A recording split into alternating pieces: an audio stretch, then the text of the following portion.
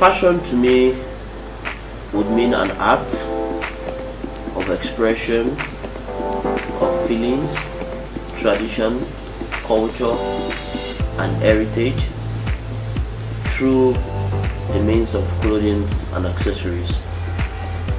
My name is Kola Kuddus. I'm the CEO of Kola Kuddus Couture, and I'm also the Vice President, Fashion Designers Association of Nigeria.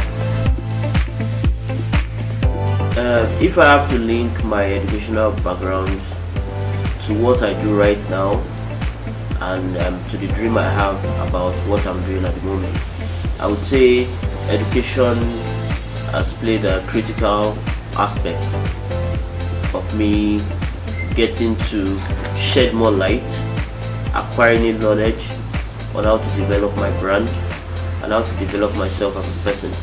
So I would say educational is critical because for me, after my first degree, I was able to acquire more knowledge in terms of fashion knowledge.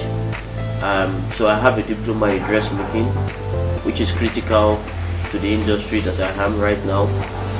And I've also done a lot of other courses in fashion that has helped to push my career forward, and it also helped in building my dreams as a fashion designer.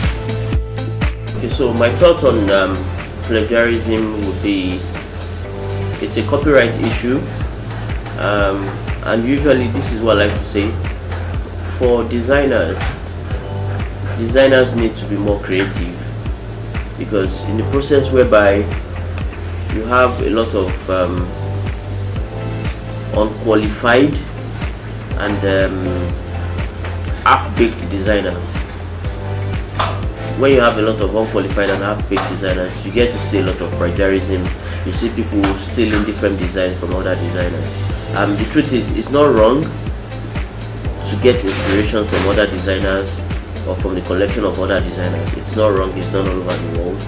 But in a case whereby you need to copy those designs 100% as it is, and you do a copy and paste, that's where the problem. So I usually encourage, if you get inspiration from other designers for your own collection, you should be able to tweak it. You should be able to tweak it, and other people can see, oh, there's an atom of the inspiration, not atom of copying from one collection to the other. So I really frown at it. I think the copyright institution should be able to do something about it for the fashion industry. And I mean, that's what is called piracy, and stealing of other people's intellectual property, which is very wrong. So I frown at it, and I think the copyright should be able to do something about it for us in the fashion industry.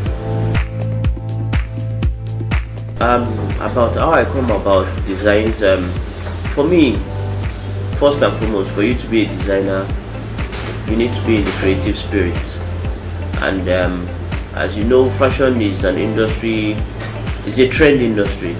It's an industry that evolves all the time. So you can't be in fashion and be static.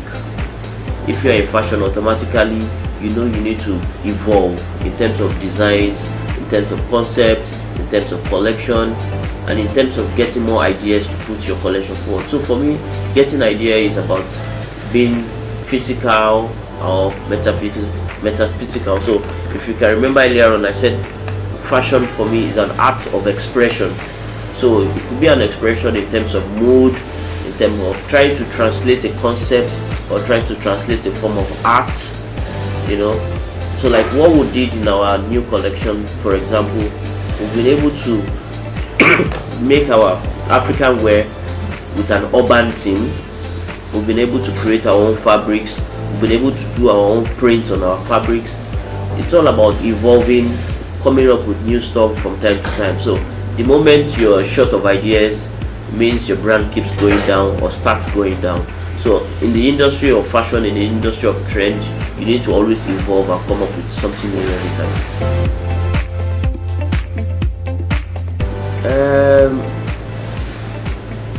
Talking about the global recession and the global state of the economy, especially if you're looking at Nigeria, for example, it's been a challenging period, not just for designers, for everybody and for every industry.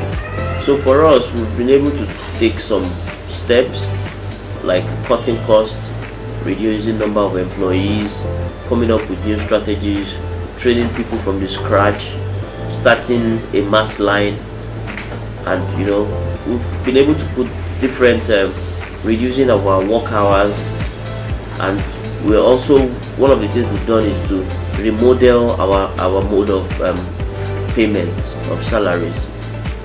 You understand? So all these strategies and much more we're putting in place and trying to see which works and which doesn't work. So if we try one and it works, we keep to it. If it doesn't work, we remove it and try and put something in place.